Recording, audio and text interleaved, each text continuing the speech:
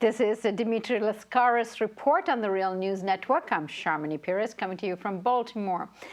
The Greek MPs are debating the controversial reform plan tabled by Greek Prime Minister Alexis Tsipras to its European creditors on Thursday. He's trying to avert a forced exit out of the Eurozone, despite of the clear mandate given to him on Sunday to say no to its creditors. In the meantime, the left platform of SYRIZA, which includes Kostas Lapavitsas, that we have interviewed here on the Real News Network, issued a statement demanding that Greece exit from the euro and deal with the economic crisis by developing its own economy in the interest of its own citizens. With me to discuss all of this and more is Dimitri Lascaris. He's joining me from London, Ontario. He's a lawyer with the Canadian law firm Siskins, where he heads the firm's securities class action practice. He's also a board member of the Real News Network. Dimitri, thank you so much for joining us today. Always a pleasure. So, Dimitri, give us the latest developments in the last 24 hours. Well, I think we are witnessing what could fairly be described as one of the worst political debacles in modern European history. The government surprised and annoyed, infuriated its negotiating partners at the Troika by announcing at the 11th hour of the negotiations a referendum. It vigorously urged the populace to vote against the ultimatum of the Troika.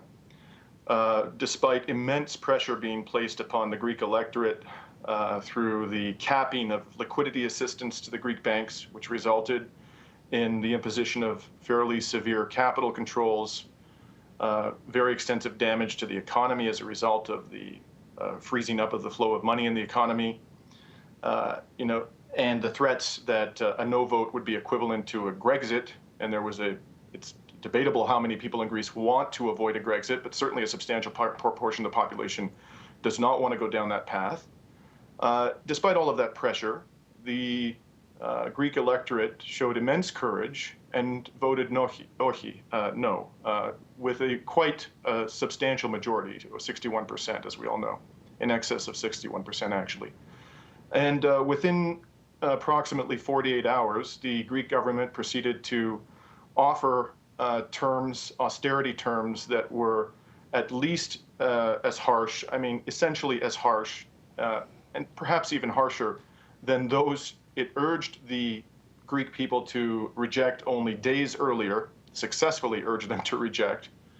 And in addition, its proposals sent to the Troika yesterday make no mention at all of debt relief.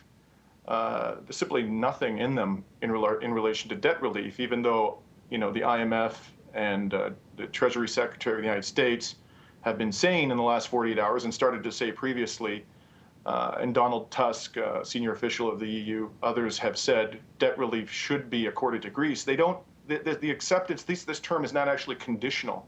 Certainly not on its face. Is that because Germany, the German finance minister has come out so clearly saying that they would not accept a haircut? Angela Merkel herself, the chancellor, said that very clearly in the last 24 hours. She said that a haircut is out of the question. Let's recall that the IMF itself, and these were words repeated to the Greek electorate in the run-up to the referendum by the Prime Minister Alexis Tsipras, has said that in order for Greek debt to be rendered sustainable, and this was before the economic collapse that has been occasioned by the capital controls, the Greek government or state required a debt write-down of 30% and a 20-year grace period on payments on that debt. And you have the German government saying, and they have enormous power, obviously, in this entire discussion, saying unequivocally that a debt haircut of any kind is out of the question. Now, they and I might want to remind our audience, this is a proposal that the IMF thought and issued a statement recently saying that that was perhaps something that they should try to achieve. Absolutely. And, to be fair to the Greek government, and I'll try my best to do that, although it's very difficult under the current circumstances to say anything positive about what is currently going on in the Greek parliament and the Greek government. The German government has not ruled out other forms of debt relief. For example, they could agree to extend the maturities. They could agree to reduce the interest rates. But I assure you, I would be astounded if any other forms of debt relief that the government of Germany would agree to, and not just the government of Germany, the government of Finland and the government of Slovakia and other hardline governments in the Eurozone, would not come anywhere close to rendering Greek debt sustainable. That simply isn't going to happen. There's no appetite for it. It's not even clear that there's any appetite to disperse any further monies to Greece, and this deal would require approval by the parliaments of the Eurozone for the disbursement of over 50 billion euros to the country over the next, I think, 3 years. So debt relief just ain't happening, certainly not to a degree that is going to render the debt sustainable. And so this is the big question. I mean, really, there are two questions in this debate. The first question is Greece better off on a long-term basis in the euro, outside of the euro? And you've heard people like Kostas Lapavitsas say quite clearly that Greece is better off outside the euro. The other question is, even if you believe that Greece is better off inside the euro, you disagree with people like SYRIZA MP Kostas Lapavitsas, one must ask the obvious question: will this deal actually prevent a Grexit? And anyone who thinks that this deal, which is going to cause further economic contraction in Greece, further social inequality, further increase probably in the debt, certainly there will be an increase in the debt to GDP ratio, further unemployment, that somehow magically this is going to prevent a default, I think they need to have their heads examined. If anything, this is going to accelerate a default on the other debts that Greece has. And when that default happens, there will be an end to liquidity assistance by the European Central Bank, assuming that it ever restores the liquidity assistance, and that's going to result in a failure of the Greek banking system and the need to seize the banking system and issue a parallel currency.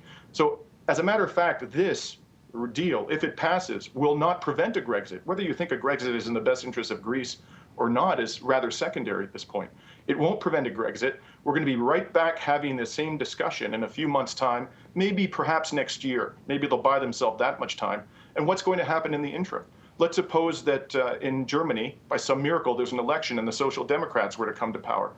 Few people in the Eurozone have been as hardcore in their denouncements of the Greek government than Sigmar Gabriel, the leader of the Social Democratic Party in Germany. There's no reasonable prospect of a government coming to power before Greece ultimately defaults on all of its debt that would have an appetite for a debt write-down that would allow the debt become sustainable. So ultimately what we're doing here is we're engaging in precisely the game that the Greek government so rightly and eloquently condemned prior to taking power, the game of extend and pretend. That's what this is. It will not prevent a Grexit.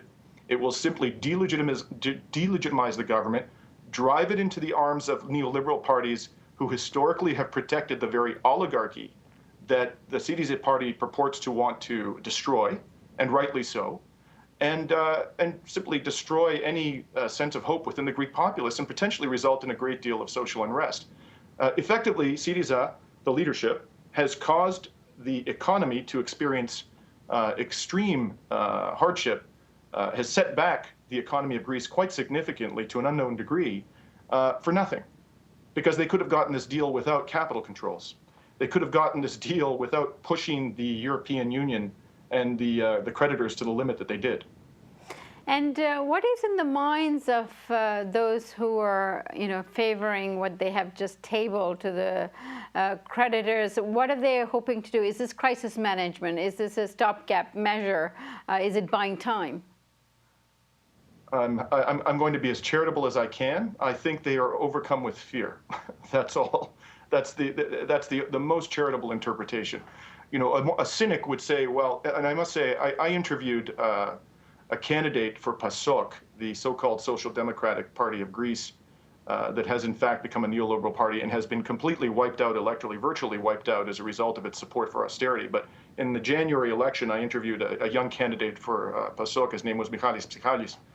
He wasn't elected ultimately, but he said to me in the interview, if you believe that these people, the people who are running SYRIZA, and he was very careful to identify, to be clear that he was talking about the leadership, not the rank and file. If you believe that they're going to change anything in Greece, he said, you're deluded. At the time, I thought that was politicking. In retrospect, he turns out to have been right. Whether his assessment of their character is correct is another matter. I'm going to be charitable and say I think they're simply overcome by fear, and that they actually did genuinely wanted, to stay within the Eurozone and strike a more humane deal. But even on the most charitable interpretation, the way they've gone about this has been a complete and utter disaster from a political and economic perspective. Dimitri, we're going to be watching this over the weekend as the debate unfolds. The decisions in the Greek Parliament are made, as well as the Sunday meeting of the European leaders in order to deal with the final deadline for Greece. I will hopefully be calling out for you on Sunday as that decision comes down. Hopefully we'll all be able to talk about something better than a capitulation. Thank you so much for joining us, Dimitri. And thank you for joining us on the Real News Network.